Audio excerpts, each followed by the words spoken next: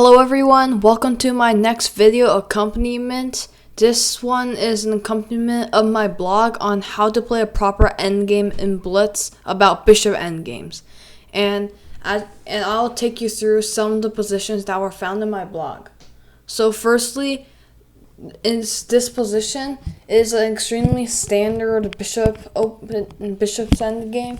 And here, as you can see, one passed pawn can decide everything. Here, White just needs to play a6, and White's bishop is extremely active, controlling these important squares, so there's no way for the black bishop to stop White from promoting. And because of this, White's pawn will promote without any difficulty. So this would be an example of one easy win for White, even though there are the same amount of pawns on both sides. And here is the next position where it talks about the exact same thing. White's bishop is bad, while Black's bishop is able to control the important square e1, which is the square White needs to bring his bishop into play.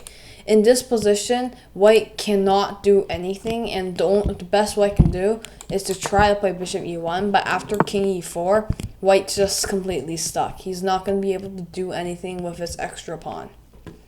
However, if White had his bishop on d4, this position would still be a draw. However, White can start pressing and can try his best to win this position. For example, if Black doesn't play carefully, White can play bishop e5, and Black can play something like king c5, and this move, which it looks like it controls the important squares, allows White to break through with e4. And after the trade, here Black has to be a lot more careful, because after f5, Black takes and White takes. Now Black needs to find the quickest way to protect the pawn, and king d7 is a draw. However, if Black played bishop f8, then White will be able to play king e6, and now White is actually winning. So if the bishop was active like on e5, then White would still have some winning chances. But nevertheless, it's still a draw because bishop endgames are extremely easy to draw, unlike knight and pawn endgames. And then here we transition to our next motif about passed pawns. And in bishop endgames, one passed pawn can decide to win easily. Here, White just needs to play bishop b7, and this move is able to block out the bishop from controlling the important a8 square, and White will play a7, a8 later. Right then, when Black plays bishop b5, White just plays a7. And if Black plays bishop takes b7, White will also play a takes b7. So White is completely winning in this position. However, some positions like these, other than passed pawns, are what we call opposite color bishop endgames. And these endgames are highly likely to draw, because no matter what, your opponent's bishop controls squares that your bishop can never control. There's no way for these two bishops to intersect or capture each other.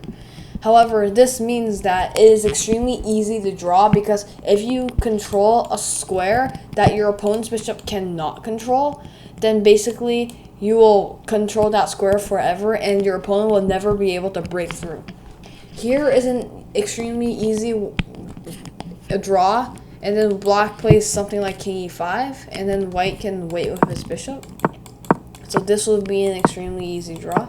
However, if White is not careful and plays a slight mistake, something like bishop f5, now Black is all of a sudden winning with h5 here. And the reason why this works is because as a passed pawn, this bishop will be uncovered, and then Black's king will be able to come in, because White's king will need to come save his position on the king side.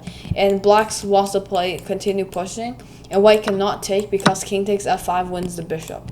Thus here, Black will have some winning chances, because passed pawns are the worst enemies of opposite color bishops.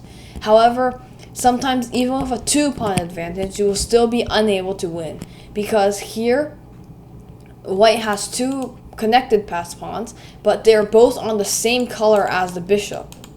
This means that there are two squares here, f5 and g6, that are extremely weak. So the only thing black needs to do is move his bishop and control the f5 square. So after white moves his king, black just needs to control that one square.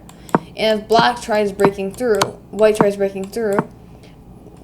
black will always have two pieces protecting f5. So whenever white plays f5, black just needs to take the pawn again. And then black just keeps on moving his bishop until this happens, and now it's insufficient material. So even with two connected passed pawns, opposite color bishops are still extremely trash. If you want more information on how to play a proper endgame in bishop endgames, you can check out my blog post, which will have a link in the description.